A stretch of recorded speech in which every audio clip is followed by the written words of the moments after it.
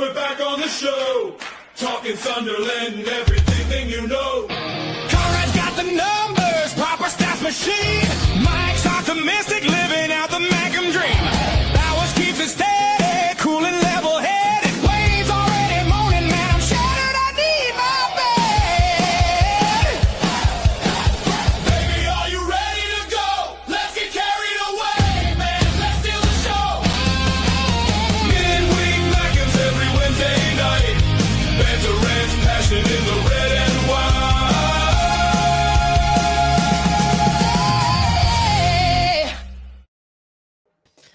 Hello, everybody. Welcome back to Midweek Mackems. Feels like a lifetime ago. We're all together again. How's everyone doing today? Wayne, how are you doing? Yeah, all good, mate. All good. Same as usual. Excellent. Same as usual, mate. Same as usual. All good. You? Rocking the blue tracky top tonight. The merch on full display. Michael Bowers, Yeah. you got classic Bowers internet at the moment. Are we going to have you? Yeah, there we go. I know. It's because I keep getting bloody messages all the time. But I'm not doing too badly. I'm just counting down until Wayne's bedtime. We've got 58 minutes and about 30 seconds, so we're doing all right there. But yeah, I'm not doing too bad. Obviously, I had been at Graph today, and now on to talk about how class Sunderland have been this season. How are you doing? I'm all good. Got to go to a game for a change. And Conrad, not seen you in ages. How are you doing? Yeah, it's been at least 2 days now. It's been all right today. I've just been enjoying watching the comments flying about another match that's happening at the moment that seems to be doing really well. Oh, what could that be? Saving a couple of quid on the heating with the hat on today, Conrad is. And there was a no shirt clean. All right. I'm going on holiday next week, so I've packed all my really good clothes, i.e. the red and white stripes and all the away shirts. You've picked the great time next week to go on holiday when we're going to be playing next Wednesday, so it's going to be Mackems then. I know. I hope Mike's she puts going instead. I hope she puts the heating on. We'll get an hour of Conrad trying to look uncomfortable just to keep something Sunderland on the stream. Dreadful. Can I just do a couple of shout outs first before we start? Just go for it. Obviously, we'll probably touch on this a little bit later, but just want to say RIP to George Foster. I don't know, you've probably seen it on Tuesday. Mr. Sunderland, 99-year-old, 55-year service with the club, absolutely fantastic. Sad day for all Sunderland fans, be sadly missed. So I'm hoping the club are going to do some kind of event or something in his memory. So just wanted to get that one out there. Also, just a shout out to Neil and Jan, who I saw on Monday, travelled from Lincoln. I think Michael, I might have saw you as well outside somewhere when you were doing your recording. They said they bumped into you. So big shout out to them. And finally, this one's for Rich. Alexa, subscribe to Black Cats TV, Michael Bowers, and Only Fools in SAFC. Cheers, Rich. Does that work? Brad was on Saturday and said on Monday and said, you bastard, my Alexa was gone every 2 minutes when you kept on saying that. So we'll just keep on dropping the Alexa things in during the show just to keep him on his toes. Right. Alexa, okay. Newcastle fans are ungrateful and are very entitled. Is that true or false? Anyway, whichever channel you're watching on, Black Cats TV, Only Fools in SAFC, or Michael Bowers 541, make sure you smash that like button. It's absolutely free to do. Make sure you subscribe to all of the channels so you don't miss any of the content. Mish. I don't know where that came from. Miss any of the content. These lot are just watching the Newcastle game. I'm just sat here. I'll just talk to you guys while they carry on watching. Let's talk about the Sunderland game. I was there. Yay! It's the first game where I think we've all been at the same game. So yeah. The lineup. Liverpool. Are you at Liverpool? I'm at Liverpool.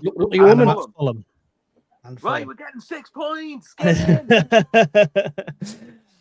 We all, I think, were a bit skeptical when we saw the lineup. Mr. Hume in midfield again. Wayne, talk me through your pain.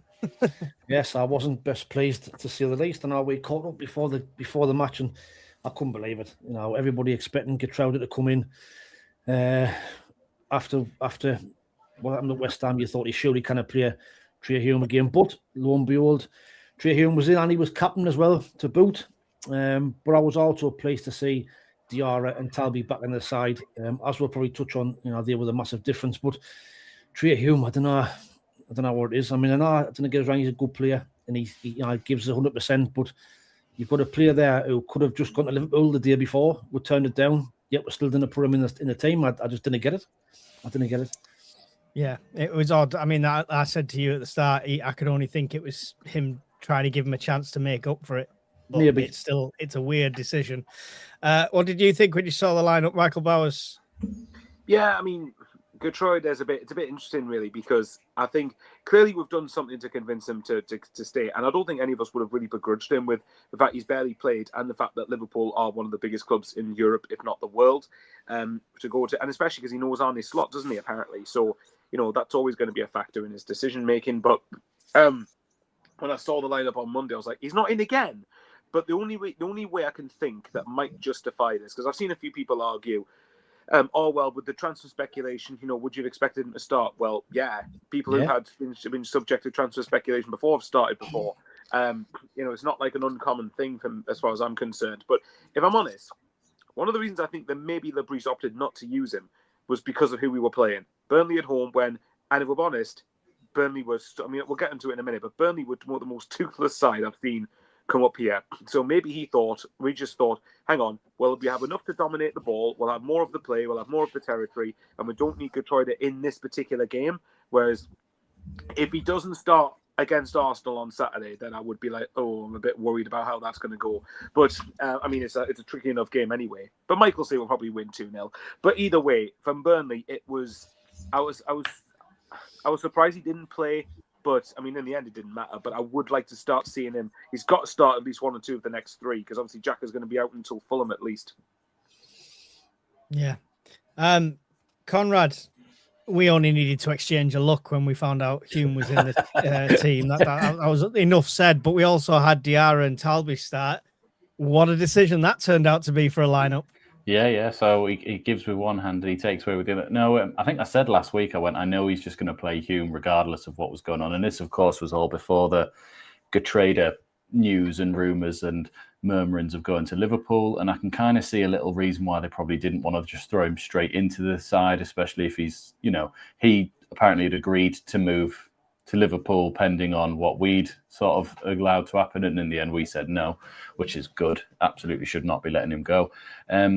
So it was probably a bit of that. He wasn't as central as he was against West Ham. He was very much sort of more out on that sort of right-hand side. I think he was on the right, personally. He was. And he sort of spent most of his night rotating with Nordy when he bombed forward and then rotating with Diarra when he moved into the middle and sort of a bit more into the sort of the lanes of the box. So it was sort of a different position to what he got against West Ham, but it was a massively different opposition to what we got against West Ham. That they were a very well-oiled outfit, which you wouldn't have thought from their league position, and Burnley are shite. It's probably that put them bluntly. We're going to get onto that at some point anyway. But we've played Wolves at home, and I still think, and they've got like 4 points, and I still think Burnley are the worst side we've seen this season. They were not taking anything away from our goals or our performance, obviously. Wolves even scored one of the goals for us earlier on in the season. Grow up, Steve.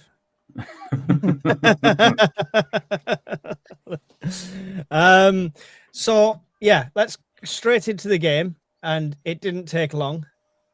First goal, bit of a deflection. Michael Bowers, what did you think of that? It was a bit of all over the place. you were at the distance, you couldn't quite see it all, but I'm sure you saw the replays.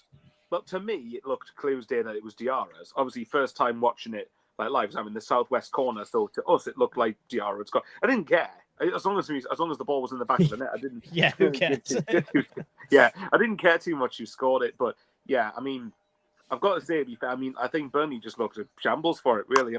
Obviously, on replays, the shot's going quite some way wide. Before, obviously, Twanzebe obviously gets the deflection, puts it past Dubravka, like a prick. But it was good to see him pick the ball out of his net a few times. Having said that, though, I think it was good to see that we took the lead. What was it in the first 10 minutes? And I believe is that the first time this season we've scored within the first 15 minutes? I could be making that up, but I thought Conrad or not, but you're probably right. You're probably not even kind of think of any other ones. Stats machine, so we'll see if he can remember it properly. How quick was it against West Ham? It was the second half. No, that Second was the half, second yeah. half. That was in a 15-minute spell in the second half, really. I think I'm pretty sure. Conrad might tell me if I'm wrong here, but I'm pretty sure it is. We've scored in the first 20 minutes against Wolves, I think, but in the first 10, 15, I'm pretty this is the first time. Aaron said yes, it was. Being Laney said yes, it was. Well, I was going to say, just to touch on what Conrad said though earlier, like if you compare them to Wolves, I thought Wolves were considerably better than Burnley when they came up here, because I thought in the second half, and there you go. Thanks very much, Mr. Bojingles, and thanks to everyone who watched my own stream earlier today. But I was going to say, I think Wolves, at least in the second half against us, had a few efforts on goal and actually didn't look too bad, I thought. And that was 1-0 until the 93rd minute, or whatever it was. Whereas this one, I think Burnley, just from the offset, looked like they were just going to sit back for a point. And to that decision, to me, from Burnley was baffling, because they're in a situation where they absolutely have to be winning games. And they would have probably targeted this as a game they needed to try and win if they could. I mean, they'd drawn against, what was it, Man U, Liverpool and Spurs? No, okay, Spurs are Spurs. Liverpool haven't been as good. But Man United just sacked Amorim, and Liverpool's at Anfield. And they were minutes away from beating Tottenham. So I was expecting a much tougher test. But as far as this was concerned, I think the early goal was good, just to sort of settle things down and just sort of get ourselves in front quite quickly. And yes, it was a cruel deflection, but it was good just to get that lead, and then it meant that if Burnley were sitting back for a point, that's gone. The plan's out the window then. Build confidence in our lads. Well, exactly. As well, they had to come out at us, and we often tend to be better in transition. So, so yes, I think it was. So to answer your question, what my thoughts were, get in. As the short version. Yeah, short version. Just looking like an utter lunatic. So yeah. Conrad, who needs January signings when Diarra's coming back from AFCON in full form? What about the first goal? Well, that's what I said to you. Reference, Alt Ending, the YouTuber who does stuff with Conor Bromley. He's got his AAA thing, awesome after AFCON, trademark. He's the one who's said to you, I think after the first goal went in, I went, "Oh, there's our new signing straight away." He's come back in, and obviously he's had his pre-season now with Senegal, and he looked decent in that second half against West Ham, and then he just picked up straight away against Burnley, and probably thought, "God, is this what the Premier League is? It's a piss. This is easy." This. There was a little bit of me that thought that first chance had got away from him because he didn't hit it, but then obviously we got a bit fortunate with the ricochet that went past. It looked like he should have pulled the trigger a few seconds before, didn't it? Yeah, exactly. But it's very similar to, if you remember, against West Ham on the opening day. I think a few minutes in, he had a 1-2 with Mayenda like that, running into the box, and then the keeper saved it, which is probably the only thing the keeper did save in that West Ham game that day. And then his second one, it happens a lot, that, doesn't it? Like when Wirtz scored against us and they went, "No, it's an own goal," and he scored in the next game. So I think it's that thing of like, you've got one, so even though technically you didn't get that taste for it, and he was right place, right time for that one, and there was no mistake for that one. Although I probably think the keeper should save it. It's kind of straight at him, but I thought that away. Like is this the second one you're on about? Yeah, I agree. I think he really should have saved it, but I mean, I'm glad he didn't, and it proves why he was at Newcastle. If he can't save things like that, and but he did win a trophy with Man United while he was at Newcastle, so we're all right with that. Yeah, I thought he was absolutely fantastic. I mean, who did we end up with in the end? Nilsson? I don't know, a glue gun, whatever we call it. A glue gun, Wilson. A glue gun, yeah. Have you ever seen, completely side point here, have you ever seen a TV program called The Terror? Because what they refer to the Englishman who survives and lives in the sort of, with the Inuits, as it were, then they call him a glue gun. Because I can't say his name, so that just sticks in my head when I see it. I'm like, right, it's a glue gun. I'm going to call him Nilsson. So we'll go with that one. But yeah, with him and then Tabby, hopefully he's half as good as Talby, because what a strike! But we'll get onto that later. Yeah, it's looking good as far as I'm concerned. Wayne, you had a cracking view of both the goals. Take us through it from the first goal into the second goal. Let us know what you thought of both. The first one, it was a really, really big deflection when you see it, but it was just pleasing to see us start on the front foot. Coming back from that West Ham defeat on a Monday night against Burnley, it's quite easy. You could have just rocked up and went through the motions, but I thought the crowd was good and all. To be fair, the crowd started off and got behind them, and there was a good atmosphere, which I was a bit nervous that it might have been a bit flat after last week. But like I say, from the off, the attitude was spot on. The tempo was good, and we got what we deserved, to be fair, because we never let them settle. And it was a great move really good move for the goal. You read what you see. I think he should have pulled the trigger quicker than what he did, but at the end of the day, it guns in. So you're just thankful it went in. And then after that, I think we're never in danger, to be fair. No. After that, they never looked like ever getting into the game. They had some possession, but it was just side to side. And the second goal was another really good goal. It was pretty similar to the goal we scored against Crystal Palace. The ball down the right-hand side for Nordy. Nordy cuts it back, and then it falls to Diarra, and of course he puts it away. 3 assists in 3 games for Nordy, and they've been identical every one of them. Unreal. But it was the keeper should have saved it, no doubt about it. Dubravka terrible, but you've got to shoot, and if you didn't shoot, you didn't score. So just great to see. And I thought he was a breath of fresh air at Diarra. I thought he gives us something extra, something different. He gets forward with pace. So I was really pleased with him. And like you say, he is like a brand new signing, to be fair. And he's kind of give us that bit of energy that we've needed. Yeah, he looks like he's come back better than before he left. Before he was when he was first getting game time, he didn't look anywhere near as good as he does now. So something's definitely worked well. Michael Bowers 2-0 at half time. Was the classic? Did you feel any worry, are we going to do a Sunderland? Is it going to be all different in the second half? Or were you fully confident after that second goal? Mixture of both. Just quickly before I forget, actually, one thing I did say before the first one, actually I forgot until now, that was quite funny. When as Diarra was about to hit him and he takes the deflection, right a second before it happened, I was shouting, "Why didn't you shoot, man?" And then 2 seconds later, he takes a shot, takes a deflection, and it goes in. And a couple of lads in front of us went. It's quite funny. So I tried that constantly throughout the 90 minutes to see if that would work, but it didn't. But to answer your question, the second half, goals change games, don't they? And I always kind of felt like, well, if Burnley get one back at the start of the second half, then because you're thinking, well, Burnley. My thought was Burnley have to come out and attack now, even more so than they would have done. They had to at 0-0, really, but especially now more so. But in many ways, I think obviously it suited us really because now it meant Burnley couldn't just sit back for a 2-0 and had to try and get something from the game. So I think but with that being said, I was still reasonably confident thinking these are offering absolutely nothing here. I mean, I'm trying to think even in the first half alone, because they're a decent effort they had on goal. I don't think Ruth made a save, did he? Not the whole game. Well, here's one for you. Do you know? I don't know how many of you are big on expected goals and all that, but this is quite funny. So ours was 1.47. Have a guess what Burnley's was, if any of you haven't seen it already. It's been 0.01. 0.06. Aye, that's out. They didn't even have a shot on target all game. So, no wonder we weren't troubled, really. So I think, so maybe you could say Robin Roof's had a poor game by virtue of the fact he didn't have to do anything. So, which was kind of nice for once, really. But yes, look, I think I was reasonably confident as long as we were professional that we would win. But you know what it is, not just with Sunderland, but in any game, in any football match, 2-0 is a dangerous score because the next goal after 3-0 kills it, 2 and 2-1, all of a sudden psychologically it's totally different. But again, like with the second half, and when we got into it, Burnley just didn't offer anything. They were just Burnley were just completely toothless, just offered nothing. So yeah, I was confident enough we would win, but I thought you were 2-0 up against Burnley when you had Tony Mowbray and they had Vincent Kompany and we lost 4-2.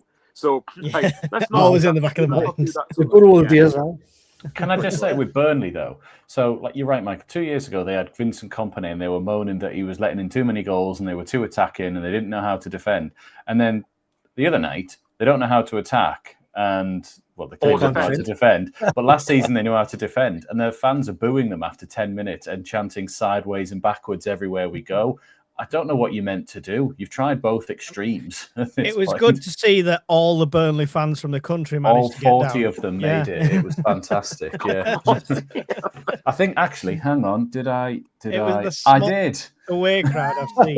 Look at that. That's not them clearing out. That's them. Every one of them that travelled for a Monday night game when they're going back down. Like that. Aye. But actually, just quickly on what Conrad was saying though, like. Have a guess. How many goals did Burnley concede last season? I know it's the championship. Oh, I do know this. Isn't it like 19, 20? Wayne? 18. Mike?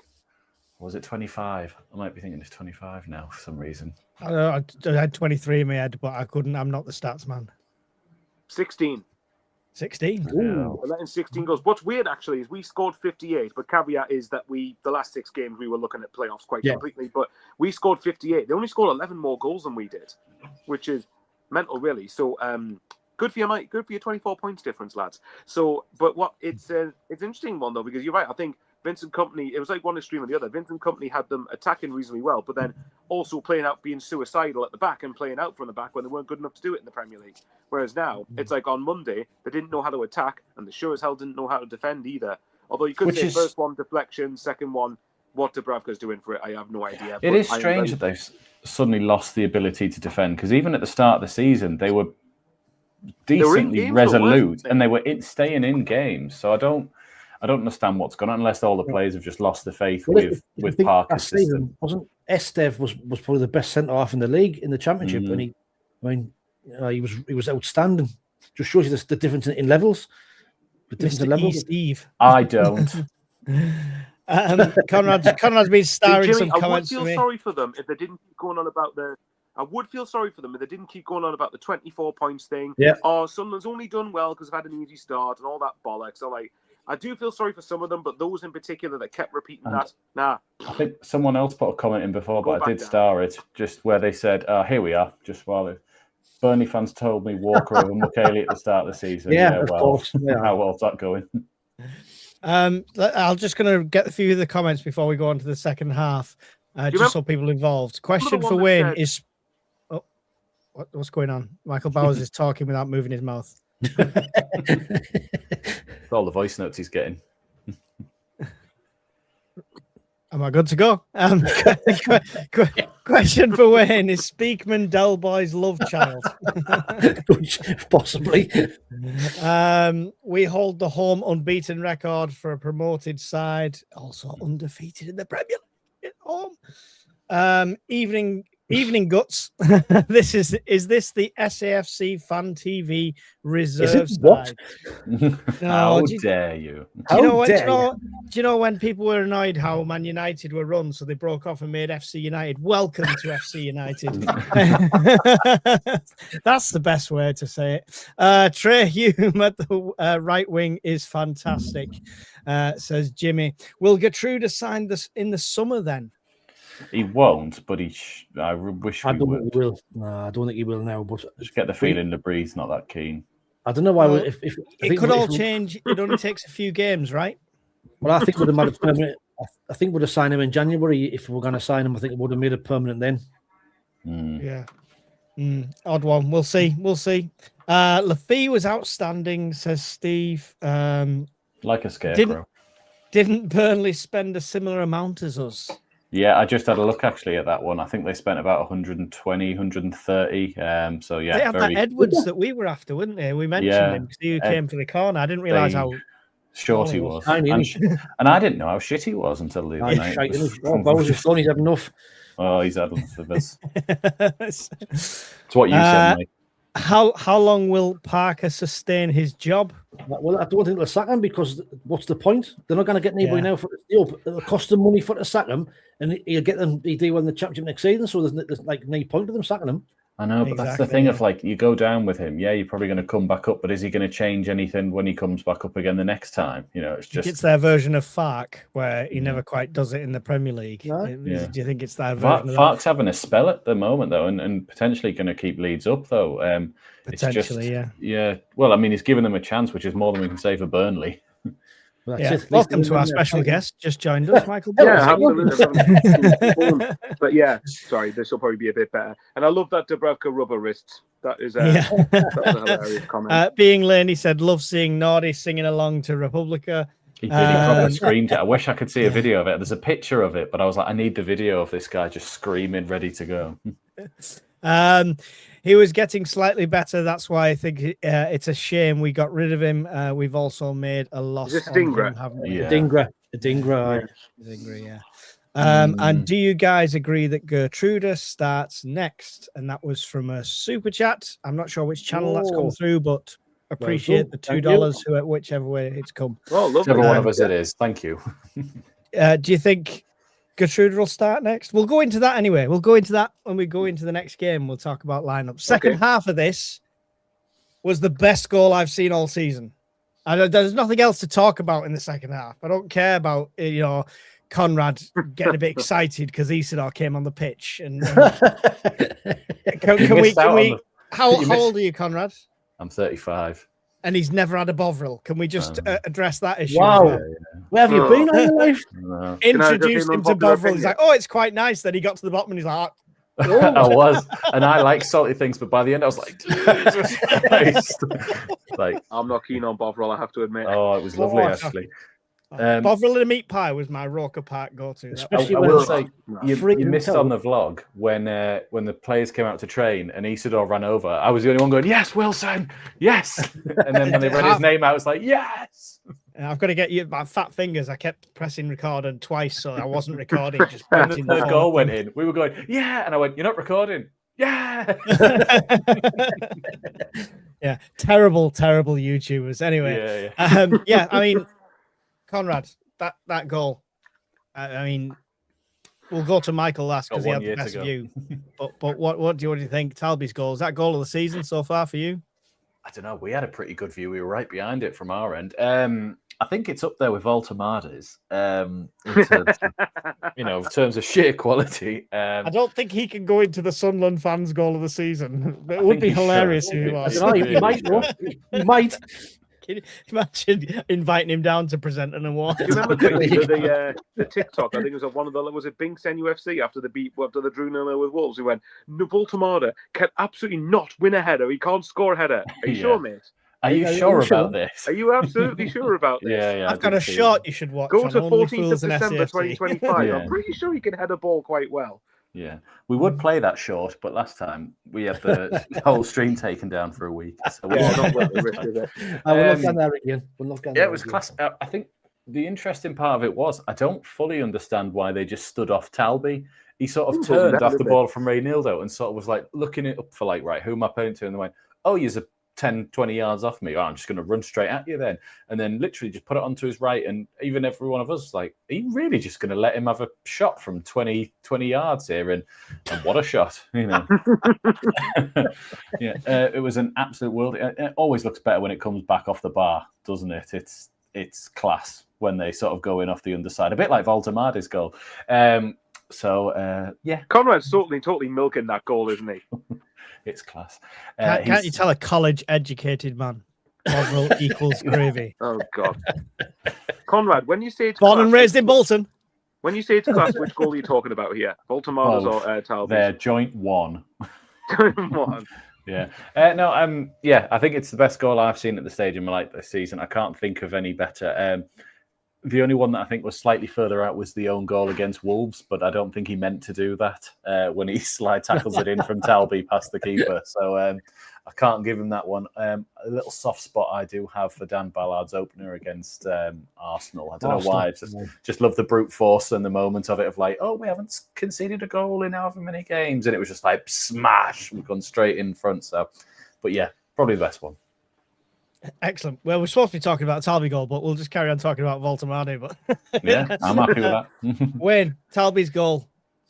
Oh, fantastic, isn't it? Hell of a goal. I think they're even better when they're getting off the bar. Just makes it even look a bit more spectacular. But like Conrad was saying, if you're going to defend like that, then you deserve all you get because not one person went to close him down. And, he'd been good all game and fair play to him. Another one come into the side and grasped his chance. And I thought he was terrific, and I think probably the best scorer at the stadium this season. I think the Crystal Palace wasn't Lafia got a first one against Crystal Palace. That move, that was a great move. Good to that, to be fair. That's the same as the last 3 goals in a row, though. West Ham had. For one, it's outside the box, which is what we didn't do. We didn't shoot enough outside the box, so it's just nice to see somebody tackling a shot from there. So, great goal. That's what I'm half expecting. The move was really good for that one last season, but he moved perfectly for it. Aye. Michael Bowers, you had a cracking view at your end for that goal. Tell us, what was it like? Aesthetically pleasing. I think that's the best way to put it. What's the phrase? It's always aesthetically pleasing when it goes off the underside of the bar, doesn't it? And obviously, and like Conrad said earlier, I was absolutely amazed. Not one single Burnley player just closed him down. They just kind of went, want a shot? Do you want to have a shot? Want a shot? Oh, go ahead. That's what we do to clubs. That's what we do to Well, clubs. just constantly just back We off normally players like them. and just let them have a shot at goal. Yeah, to be fair, I couldn't believe, if I was a Burnley fan, I'd be livid at that. But the finish is glorious, isn't it? And I think there's obviously the big conversation about our wingers this season and about, do they offer enough? Do they not do enough in certain aspects of the game and everything else? But every game that they play and keep getting better, Talby, I'm convinced, will become a really, really good, proper Premier League winger. And I think we have to remember, again, it's his first season in English football. I know he's played in the Champions League, but it's his first season acclimatising to a new country. And he's only, 20 years old? 20, 21? Something like that. Mm-hmm. We've got to remember, these guys, there's a reason we're paying 20 million for these guys and not 60 at the moment, because we think we'll develop them into 50, 60 million pound players. Now, I'd still like at least one top draw winger in the summer to be signed, because it looks pretty likely we're going to be in the Premier League now. So I think, but with Talby, You haven't seen Nilsson yet. Sorry? You haven't seen Nilsson yet. No, that's another. Yeah, exactly. Nilsson and so Wilson. that's another thing to think about as well. Yeah. Wilson passed to Nilsson, cross to Wilson. Yeah, I think with Talby, he just looks. And I thought, I'll just say for me, like if we're talking who stood out for me. Sorry, Mike, if you're going to come on to this later, but I'm going to ruin it for you. Like for me, that he was one of my three best players on. I think for me, it was everyone had a good game, but for me, Talby was one of the best players on the pitch for me. Broby and Diarra, I think, were probably my standouts. But I think Talby was just relentless as well, and he deserved his goal as well. So he just terrorized Kyle Walker all night, got the better of him, and we know Kyle Walker's not a slouch at any Premier League level, is he? Yeah, his legs might not be there anymore as much, but it's no mean feat to constantly get the better of him. So I think, yeah, his goal was fantastic, and when it hits the underside of the bar, it was great. We all just kind of stood and went, "My God, what a goal!" when the ball hit the back of the net, and then when you watch the replays, it just gets better the more times you watch it. Yeah, I'm glad you mentioned Broby, because I did want to mention that with everyone. When he didn't get any goals, which is never a good stat when you're looking at strikers and stuff, obviously, but how vital was he? Fair play, the Burnley fans have got a sense of humour. That's brilliant. Probably post us on it. Yeah, I love it. Can I just say, 20 British million pounds? That's what Fenerbahce are offering. Absolutely. Yeah. Oh yeah. No, to be fair, honestly, I think Broby, even though he obviously didn't get a goal, I think his hold-up play was still brilliant as ever, and you can tell just he looks like a proper number 9, doesn't he? Like when the more often that he plays, and like as I know Conrad might be slightly gutted at this, but as earlier in the season when I was predicting that Broby eventually will become our number 1 forward, and it's clear as day to me now that he should be our number 1 forward. It's just his hold-up play, his physicality. The thighs on that bloke is ridiculous, by the way. I don't know what on earth how he's got himself into that shape, but keep going, son. It's brilliant. And obviously he can score some screamers in his game, say Tottenham and Crystal Palace. So, yeah, I wouldn't bet And against Arsenal. Yeah, true. What, this Saturday, you mean? Yeah. Bicycle kick, 3 of them. Yeah. Can I just quickly say, the cursed third kit is not being worn by the looks of it, so I might have a chance. We're in blue. Nice. So I thought we wear the third kit because they've got, was it white shorts with the blue? They've got kit? white I'll have shorts, White and- shorts. So I don't know what, unless we're wearing an all blue. We're going kit, on so- to Arsenal next, right? Okay, let's. All right, okay. Slow But down. yes, to answer, but just say it on Michael there, yeah, I Bowers thought is trying I to thought- finish the show in 6 minutes. Flat. Okay, so I just say, I thought Broby was outstanding as well. Yeah, there we go. What a boy. Yeah. Broby for me, despite not getting any goals, I thought was outstanding. Burnley centre half. Esteve, like I agree with Wade. I think he was one of the best centre backs by a mile in the Championship, but Esteve couldn't live with. Esteve and Twanzebe got bullied by by Broby all night. Yeah. When he's absolutely solid, right? He's a menace to any defenders and stuff like that. Do you think he suits the lone striker though? Do you think it'd be better playing off with someone else? Do you think he'd be a great strike partnership? He's not quite got that turn and pace, because it looked a few times he could have got away, but he doesn't have that pace, does he? No, I think he suits the way we play at the minute, though. You know, he holds the ball up, he brings others into play. And I think that he did that a couple of times on Monday where he held the ball up and then brought Talby into play. So that at the minute the way we play suits us perfect, but he's just an absolute unit. You know, every centre he plays against must be black and blue the next day, because they try and bully him, they try and rag him about, but he's the one doing the ragging. He's absolutely solid. And I missed he missed a couple of chances. He had a fresh air shot, didn't he, in the second half, and then the shot.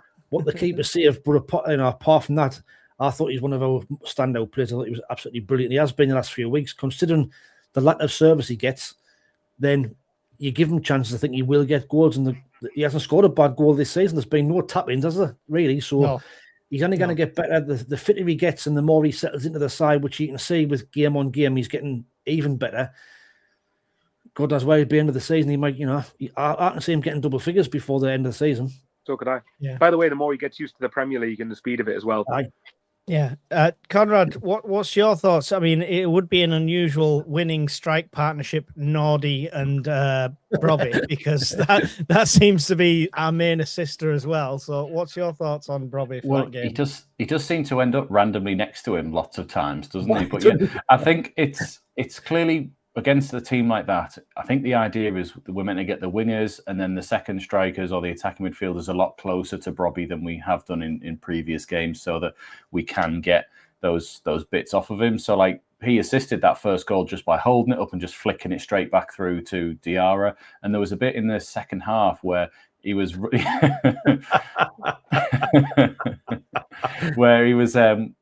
running down the channel on the left side, and Esteve went to just completely barge him off. You could see he tensed up, ready to flatten him, and bounced off of him, and Robbie didn't even move. I think we even just went, Jesus Christ!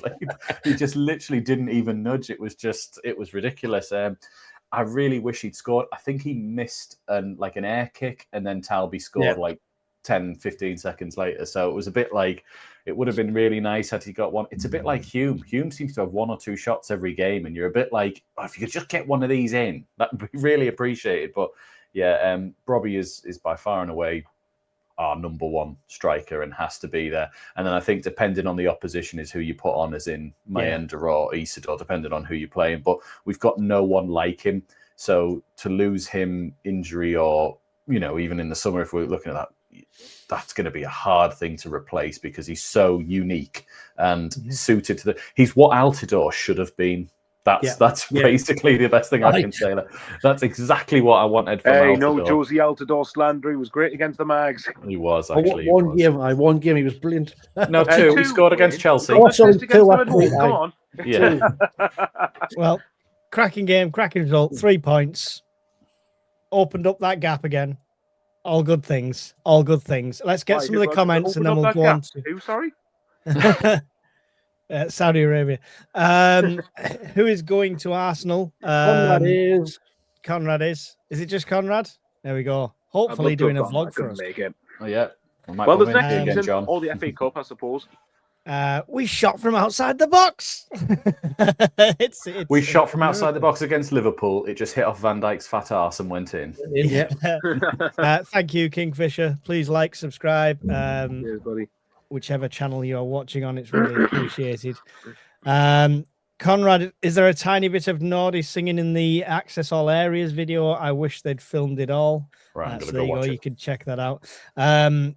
Why was the shorts taken down? Because it wasn't taken Premier down. League are absolutely shit hot at the moment on any long form content. Yeah, so you can play it as a short. It's on go on Wayne's channel. And you can watch it on repeat, like I do before we start Midweek Mackems. But you can watch it on there. But honestly, you put 3 seconds of a Premier League game on at the moment, and they just shut you down. Thank you very much for another $2 super chat. Super appreciated.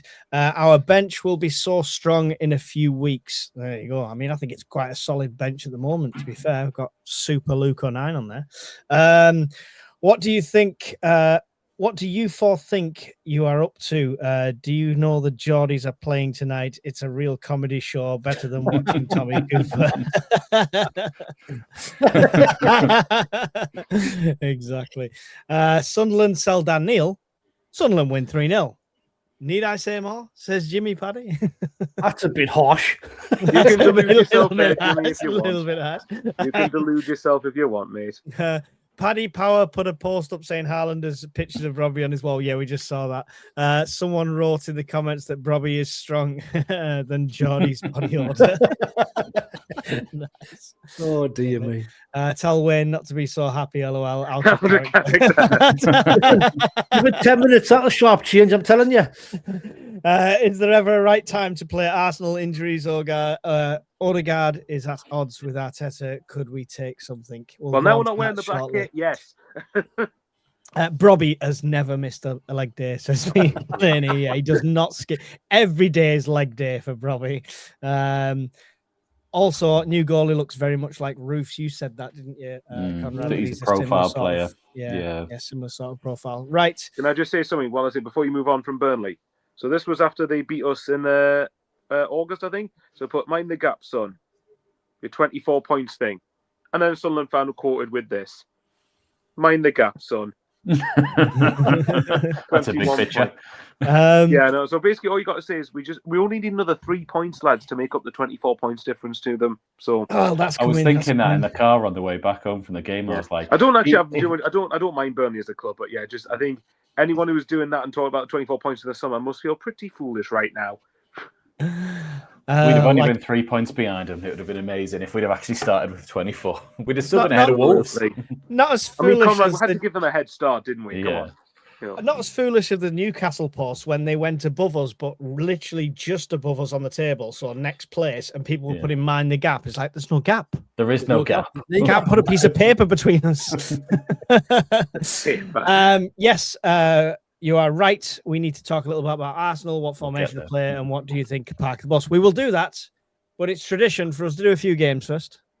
So get involved with the games. I know, we'll have one person going in, let's talk about football instead. No, we're going to play a game. Who's going first? Wayne. First, I've changed it a bit this week because I just looked up everyone who played for Arsenal. Boo-hoo, because I knew you'd be the first to get them anyway. So normally not at the minute. These are all Sunderland players. But what I've done is I've just done the career paths, and I want you to guess the player from the clubs they've had in order. Ooh. So these are from 2010 onwards, these players. So first one, and I haven't made them easy players either, so I'm hoping there's going to be a bit harder. After the first Well, the first one, Norwich City from 2014 to 2019. No games. So 2014 to 2019 didn't play a game. 2019 to 2020, Bolton, 48 games. No goals. My brother's a Bolton fan. I should know this. He then moved to us, 2020, 2021. Remy Matthews. 6 games. Well done, Michael Bowers. Yeah, Remy Matthews. Yeah, that was only because I watch a YouTube channel called Talk Norwich City, and they obviously mentioned him quite a bit. But yeah, I did know that when you said Norwich and then Bolton, I was like, it's Remy Matthews. Has to be. Yeah. Is there 5 years never played a game for them? Is it because he was trying to... Alexa, what time is it, Rich? Alexa, what's more likely, Wayne with a working mic or Lee Camp with working hands as a goalkeeper? The second one then. So 2010, 2013, he played for Locheren, played 80 games with 1 goal. Locheren. 2013 to 2018, he played for Club Bruges, 130 games, 1 goal. Is that his limit wherever he plays? He then played for us 2018, 2019, Leeds United 2018 and 2022, but he only played 7 games. Is it De Bock? Lawrence De Bock. Good shout. Okay, fair enough. Well done. Question 3 then. So 2011 to 2015, Celtic, 20 games, 2 goals. Aidan McGeady. No, he then played went way to more. Hibs. Patrick Roberts? No, he went to Hibs, 2015, 2018, 72 games, no goals. Oh, is it Mark McNulty? Mark McNulty is the one I was thinking of. Oh, right. He then played for us, 2018 to 2020, McGeoch? 30 games. McGeoch. There we go. Good shout. It's SJ. Yeah. SJ 30,000. I'm sure that used to be 3,000. It's got as extra zero. Question 4. So Spurs 2017-2021 no games. Dennis Dennis Serkin. Serkin. No. Jack Clark. He then was with us on loan. 2019, 8 games, 1 goal. Keziah Sterling. No, yeah, it was. Keziah Sterling. Well done, Mr. Bowers. Nice. I was thinking, And when the I got last Semenyo, and I'm like, no, it's not him, it's the other one. We had on loan. Oh, God. Last one, 2001 to 2006, Feyenoord, 27 games, no goals. What was the years there? Sorry. 2001, 2006. Feyenoord. Okay. He then moved to Excelsior, 2003, 2004 on loan, 24 games, 2 goals. He then went to De Graafschap, 2004, 2005, 11 games, no goals. Patrick Van Arnold, Jimmy Paddy. No, he then went to Cardiff, 2005 to 2008, 100 games, 3 goals. 5'8". Who did we play at that point? He then Shop- went to Celtic, No. 2008, 2012, 61 games, 8 goals.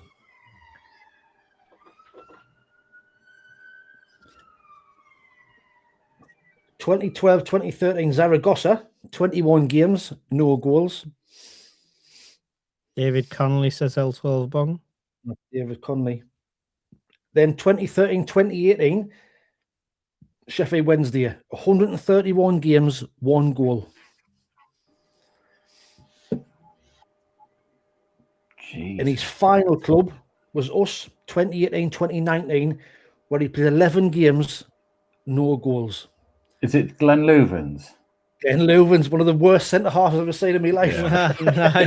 Nice. I was sitting there Good going, shout. Sheffield Wednesday. And the thing is, when we played against him the season before, he was actually decent for Sheffield Wednesday. So when we signed him, I thought, it might be all right in League One. And he wasn't. He was honking. Yeah. Louvens, K-Dod's got Louvens as well. SJ said stumped, and we went for Murphy. So there we go. That was good. I mean, I'm a bit like Conrad though. Like before we came on, I was trying to think of all the Arsenal players and Sunderland players. Well, There's so because many. we only played Arsenal was it November, like to do the who am I thing, just repeating what you've already done. So I just thought I'd do something a little bit different, a little bit harder. I like it. Enjoyed it. There we go. Excellent. Thanks for joining in the chat. Conrad, have you got something for us? I do. It's 20 questions again with another Sunderland player you've got to try and get. I think you've got them both in 10 and 11, the last 2 questions. So, you may fire away with your yes or no questions and try and guess this player. Is he after 2010 for Sunderland? No. No, it's an old one for Conrad. Is he English? My favourite No. question. No, he's not English. Pre-2010. Narrows it down. Not yet. Okay. Just my favourite question. Was he shite? I don't think he was, no. It's All right. Yeah, So he Jimmy wasn't Paddy's the question from the chat that first came in was Jimmy Paddy. He said European. No. No. Oh, Okay. Wait, so he's not English and he's not European? African. Did he play up front? No. No. A lot of no's so far. Was he an attacking midfielder? Not 100% on that. I don't believe he was. So I'll let you have another question there because I'm not 100% convinced on that. Did he have long hair? No. L12 Bong's gone for Claudio Reyna. Yeah, it is. L12 Yeah. is superstar. Excellent. Yeah. Love it. Well, at that point, the only American centre, he was a centre mid. He wasn't an attacking midfielder, so I was a bit like, he doesn't actually get forward and do that one. So, yeah. Well played. Well, that was shite. Record time. Wayne's going to get to bed on time. Wayne's going to get to bed on time. That's your prize. You get Wayne to bed on time. You don't get Wayne to bed. That's not your prize. Right, whoa. Let's not go down that route. Oh, I don't. Got it. Just because I haven't used it yet. Yes. I sent that one to the Newcastle fan that sits behind me at work during a really important. He sounded like he was in a really serious meeting, and I heard it ping, and he's like, "Excellent, right, Arsenal." I don't want to talk about football. Apparently, we're not allowed. Fine. The new Barbie movie. No. Have you seen Barbieheimer? No, Arsenal. We have to talk about it. I mean, my main gutting thing about this is that Xhaka won't be at it, and I'm sure he would have loved to have been playing there. So our only ex-Arsenal will be Dan Ballard, of course, on the pitch. I'm sure he'll still be on the bench fighting fans. Our away forms, our away form's been shocking, Conrad. I mean, you're travelling down. Does that mean you're optimistic? I just really wanted to see the stadium, if I'm being completely honest. But no, I mean, I think as someone put earlier on, if there was a better time to play them, then it's right now. They've just had the semi-final last night.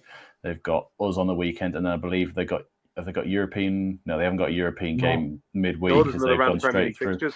Another round of Premier, and then it's the FA Cup, which they'll obviously be wanting to go far in as well. So if there was a better time, probably now, it's still going to be a really hard game. But we gave them a right good game at the Stadium of Light, but we seem to be a different animal away from the Stadium of Light, a lot tamer. And so I would really love to see us walk in with a back five and see like Gertruida or Nordy as the right back and Gertruida sort of sitting in the centre backs with them as well. I just don't overexpose yourselves right from the off and then have mountain to climb for the rest of the game, because that's the position you don't want to be in. You need to try and stay in the game and then see where you get going forward. And hopefully Brobby can absolutely batter them, because he didn't start against Arsenal at home. He came off the bench and then actually caused them an issue. So it'll be interesting to see him start this game and absolutely bully Saliba and Gabriel. Wayne, it could be the lift of the cursed black kit if we are in blue, like Michael Bowers is hinting at potentially in. Do you see? Are we hoping? What are we hoping at best here for a point? Well, you've got to hope at best for a point, and you get to the behind us, the best form record in the league. It's a difficult place to go. They're pushing for the league, so really, really difficult. And if we play like we have the last 2 away games in London, we'll get tanked again. So, and we'll kind of blame the black strip for the Brentford game because we wear that blue strip. So we have to start the game better. I think away from home, we start the game far too slow. We allow teams to dominate us instead of trying to get on the front foot a little bit earlier. Brentford, we started slow. In fact, all the games have started slow away from home. And it seems to kind of go down before we wake up and start actually playing. So I'd love to see Gertruida in the side, but I've just got a feeling he'll pick the same team, but just tweak the formation. I think he'll have Nordy in that back five, and then he'll have Traham at right wing back with Reinildo. So I just think we'll probably keep the same sort of same team. Although me, I'd like to see Gertruida in, but I can't see it. But you might put Gertruida in the midfield if Hume's having to slide back, but then who do you drop out? Is it Enzo, Talby, or who's dropping out? After the game on Burnley to Arsenal, dropping Diarra. I mean, Burnley to Arsenal is totally different, but who do you drop? The only one that you would probably drop would be Hume to play Gertruida in defence with Nordy right wing back, but I just don't think he will. He just seems to have a thing for Trey Hume that he'll not. So, no. And he's probably going to be captain, so it's unlikely he's going to be dropped. L12 Bong says, I reckon we're going to give them hell, go all out for this. I really hope we do. Really hope we do. More than Michael Bowers, you're the optimistic one usually. I'm the pessimist. We all know this. Very much so. What's your thoughts going into this one? Are you on the same sort of wavelength of Conrad, like getting 5 at the back, really digging in and absorbing 90 minutes of pressure? Well, I think anyone expecting us to go to the Emirates and dominate is probably going to be in for a rude awakening, to be honest. The only way that happens is if Arsenal decide a couple of their players want an early bath and get sent off or something along those lines. And even then, we'll probably still just defend for a point. No, to be fair, I think for this game, yeah, you've got to be playing the back five for me. You've got, but you know what'll happen, right? We'll see good Troyer's going to play, but then you'll play in a back three rather than a midfield because that'll just be our sort of look. For me, I think you've got to go Gertruida, Siddiqui, Diarra for this. And I think you will go with a back five as well. I think, or even a back three where you have like Mukiele, Ballard, Alderete, and then Human, Reynildo as wing backs. And then maybe you play, but if you're playing three midfield though, then you're playing a 3-5-1-1 or something. And the problem is then you can't really facilitate any wingers, can you? So it's a fascinating one. If you're going to go with a back four, which I don't think we will, I think we will go with a back five. But if you are going to play four at the back, you have to. For me, you have to have Gertruida, Siddiqui, Diarra in the midfield. You've got to. Yeah. You have to have that as your midfield three for me, because otherwise you're going to risk getting. I mean, there's a good chance we get overrun anyway. Because even with with Arsenal playing a game in midweek, with having a couple of injuries, like I think Saka's going to be missing this game. Odegaard apparently some unrest. Sorry? Marino's broke his foot. He's not playing either. X-Mag, so that's a good thing. Yeah. So, he would have scored against us. But, yeah, look, Arsenal's going to be a totally different sort of kettle of fish to Burnley at home. This is kind of why I thought that if Gertruida was going to be safe for this game, then I can understand it, because at Burnley at home, we weren't going to need him. In this game, we are really going to need him. If Gertruida does not start here, then I'm baffled, to be totally honest. So I think, for me, it's a five at the back. I think you put, like I said, I think you put Hume Reynildo as wing backs, and then you've got the, Mukiele, Ballard, Alderete back three. You could maybe put, like, if it was a 3-4-3, you could maybe put, you can't even work it then. Okay, you put Gertruida and Siddiqui in the midfield, but then you don't really have any, like, Diarra's athleticism and pace getting up and down the pitch as an 8, really. I think for me, he's going to be vital here. So, yeah. Sorry, long-winded answer again, but yes, I would go 5 at the back, and I think, like with Wayne, I think you said, I think the best we hope for is a point here. I think if we get a point, that's a fantastic result. I mean, without this is going to sound like me getting at Lafayette again, but I'm not. But Lafayette could possibly drop out, because if he wants to stay solid in midfield, he might lose that creative player. I know he's the one that will probably create something on the day, but that's what he might do. He might have Gertruida, Siddiqui. But Diarra's creative as well. Yeah. So and Talby is as well. So you're sort of sitting there. But exactly, SJ. Great way.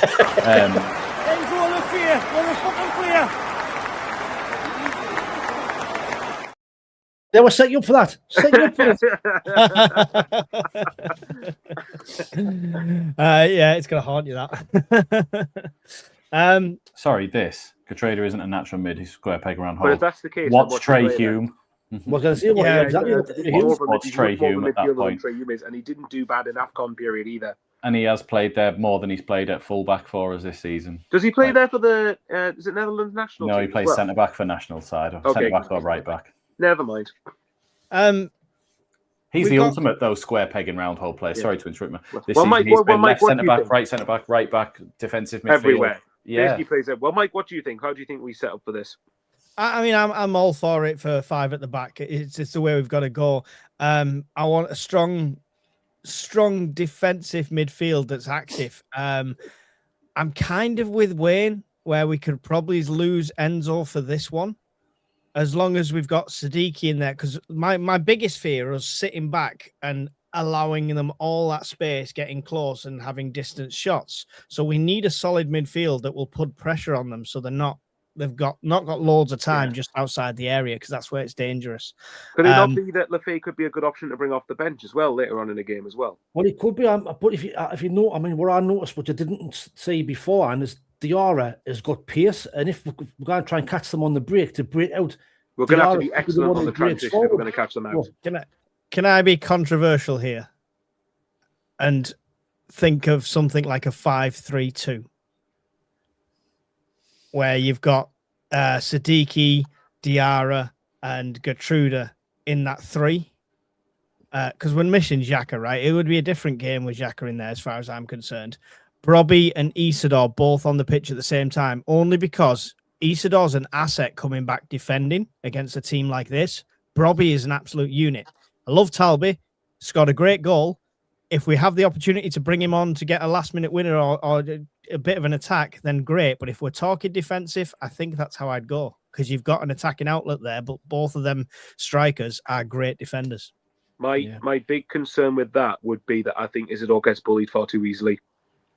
And I think in this game, if you're going to be launching it forward, which we're going to have to do quite a lot, you need the strikers to hold it up. And I think Isidore got better at that at the start of the season. But he's kind of reverted back to sort of being pushed and bullied off the ball too much. And I mean, don't get me wrong, it's still difficult with Gabriel and with Saliba. That's a class like centre back pairing. Let's be honest. So I can see you thinking behind it. I think if you're going to play a 3-5 in the midfield, I think you play a 3-5, maybe 1-1 or something, where you play 3-5-1-1, where Broby's up front. You maybe have someone playing off him, and then the thing is, I mean, could you play Talby as a wing back potentially? But he's not going to drop Hume out, is he? So, and by the way, that's not me saying I want Trey Hume to drop out, because I thought Trey Hume against Arsenal at the Stadium of Light was there. He is. Trey Hume at the Stadium of Light against Arsenal I thought was really good, and obviously he got the assist of the assist, didn't he? For Broby's equaliser. So it's an interesting one. I think if you're playing 3-5-2, I think for me it'd be more like someone plays just behind Broby rather than a second striker with him, if that makes sense.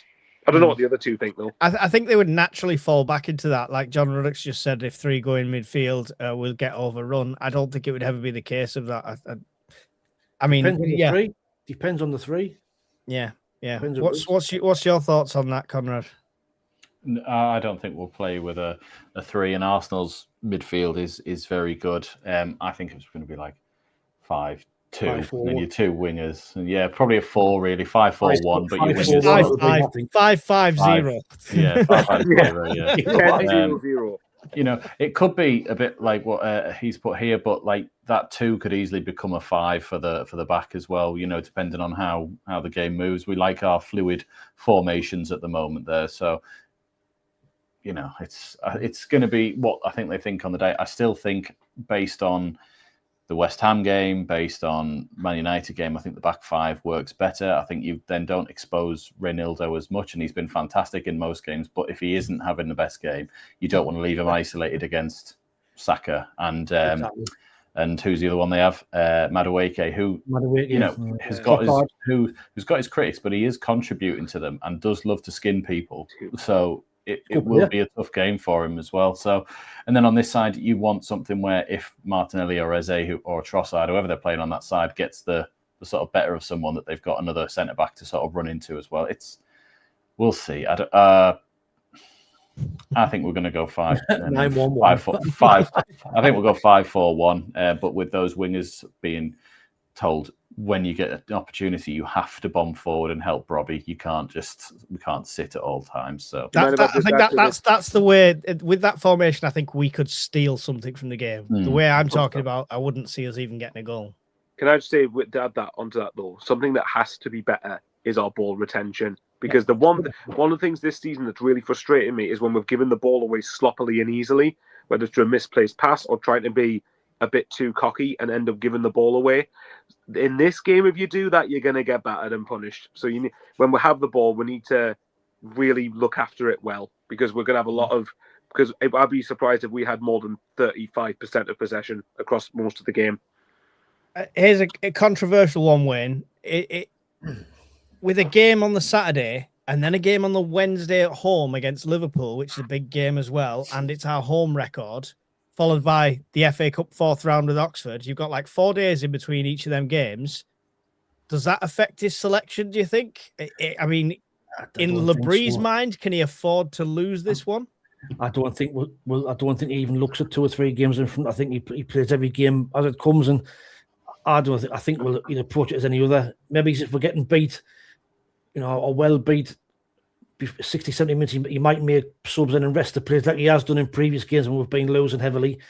City game he brought players off, Brentford he brought players off. So it'll depend on the result, but I don't see him that kind of figuring in his mind. Just the one game in front of him each time. Let's get a few of the comments before I get your score predictions and the people's score predictions in there. I'll see what Conrad starred that's not a score prediction. Think it'd be worth playing Nordy further up and Gertruda at right back, says Steve. I'll save that one for a score prediction. Sorry. Nice to hear Wayne with a working mic. That's sad still for some reason. Flat back 6 against Arsenal, says SJ 30,000. I would drop Hume for Gertruda and move Nordy right wing back, says Dodd. I don't think Hume did much wrong at Burnley, but no one could do wrong at Burnley unless you fell over. Score early and then park the bus, says Gary Hoyle. If 3 go in midfield, we'll get overrun, is what John said to mine. Is there a rule against playing 2 goalkeepers, says SJ 30,000. No, there's no rule against it, but only one can be in the goal. Get your score predictions in now in the chats, and I'll try and rattle through them at the end. Conrad, you're going down there. Let's get yours first.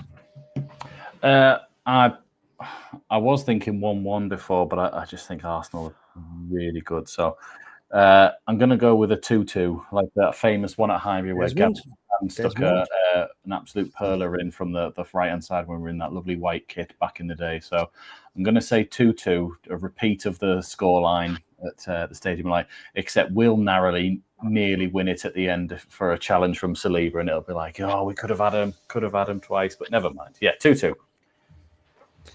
2-2. Wayne? Difficult one. I hate predicting us to get beat, but I just think Arsenal might have a little bit too much just for the fact they got still down for the title. And I think if we play like we can play, we'll give them a game. But if we play like we did at West Ham and Brentford, then I don't know if there's very much hope. I'm going to go for 2-1 to Arsenal. As much as it pains us to see it, I think it's going to be Arsenal 2, Sunderland 1. Oof. Michael Bowers. The only way I see us getting something is if we can keep a clean sheet, to be honest. I think there's something that's got to be bear in mind that we don't score many away from home, do we? I think probably 2-0 Arsenal. If I'm I'm trying to keep myself realistic. I love that Conrad's prediction of 2-2. I think it'd be quite funny if there was 2 Desmonds in between the 2 games. But like I said, if he gave us a point now, I'll be if we got a 0-0, for example, I'd be over the moon with it. But keeping Arsenal's quality out over 90 minutes, who have to, keeping mentally concentrated for the 90 minutes is going to be very hard. But here you go. Go on, Mike. You give us the optimism here. I've got to go for a win. Only because DR is in form. He's just got them 2 goals, great confidence. Arsenal's not in a great form, 2 draws and a loss in the last 5 games as well. Could say they won 2 in the last competition, in all competitions. Yeah, I mean, but in the Premier League sort of thing. So, and they've got a cup game, they've got a cup final to think about now as well, and stuff like that. So there's lots of factors that could sway it in our favour. I'm going for a 2-1 win to Sunderland. Boom. Right? So, I think the Man City fan that came into my channel, the Man City fan that got into my chat on the channel, there you go. I suspect this lad would probably really want us to get something at the weekend. Just a bit. Thank you for tonight, but I do hope Arsenal beat in the final. Yeah. I'm not bothered who wins the final just because as long as them skunks were in it. Now, if Aston Villa could beat them in the FA Cup, that'd be lovely. I'm going to go through these score predictions in the comments. Conrad, can you star any more that come in after Tony while I read through the starred ones? So, Mackems says, I think we beat Arsenal 2-0. Very confident there. More confident than me. Gary Hoyle says Arsenal 2, Sunderland 2. He's gone for the 2-2 as well. John Rosenbreyer has gone a sneaking a 1-0 win, which would be nice. Paul Armstrong's gone 2-2 as well. Emma's gone for 1-1. Every time Emma predicts a draw, Sunderland win. So there we go. SJ 30,000 says a 2-0 loss. Oh, painful. Jimmy Paddy's gone 3-0 to them, sadly. I'm going to have a stern word with you in our Discord. Carl Stewart has said 1-0 Sunderland, with Enzo being the scorer. Steve Hewitt's gone 1-1. It's starting to come together for the lads. I hope you're right. United beat Arsenal. Okay. 1-1 says John Ruddock as well. Lots of draws here. I like the draws more than these. 2-0 loss, says David. Mark Moody. Brian Greener, I will go for a 3-1 loss. 3-1 loss. Oh, painful. Mal's of Sunderland has gone for 1-0 win to Sunderland. Like the optimism there, Mal. Being Laney's gone for a 0-0. Leslie has gone for 2-1 and Love 2 it. goals to Lafee. That ends all Lafee. What a player. 3-0 to the lads. Brobby hat-trick, says L12 Bong. I hope you get that. You got our 20 questions in record time. Let's hope your predictions are just as good. 3-1 to Sunderland, says Brett. We finally turn up away from home and perform better against the big teams. I agree, Brett, 100%. 4-0 Mike. I don't know if that's your prediction or mine. Hoping for a 1-0 win to Sunderland. Peter Murray has gone 3-3. That's a hell of a scoring game, that one. 4-0, says Darren Elliott. 2-1 to Sunderland, says Steve. 3-2 to Sunderland, says Esper. There you go. I mean, that's again a high scoring game like that. I love doing the commentary for that. If Carrick can manage a win at their place, we can win 5-0, says Changing Crisis. That's the record so far. 1-0 to the Red and White Wizards, says David. John W says 1-1. John Parr says 1-0. We've got more predictions this week than any other week. Sean Tomo 2-1 to the lads. And Jenny Armstrong has gone 1-1.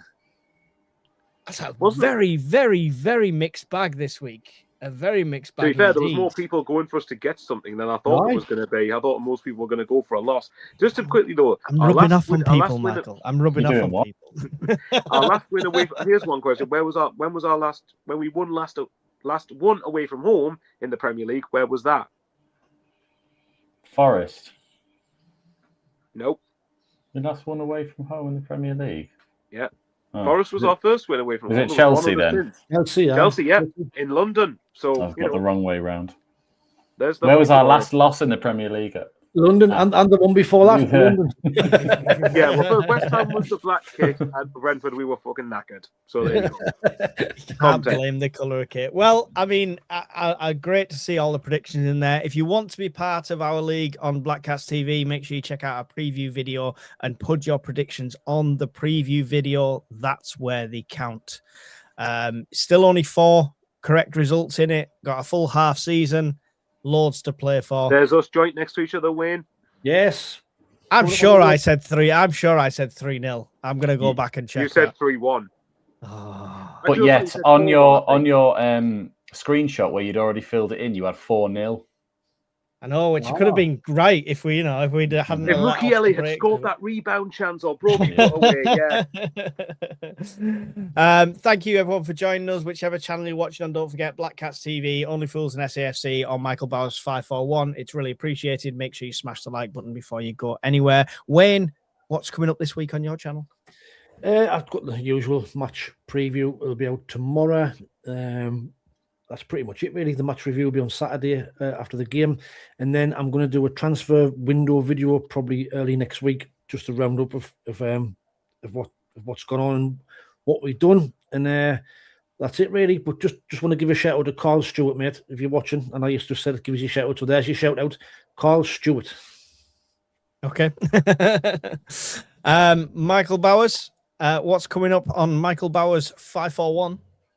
Hopefully a review of Arsenal 0 Sunderland 1 or something on Saturday, and then I'll be absolutely off me tits.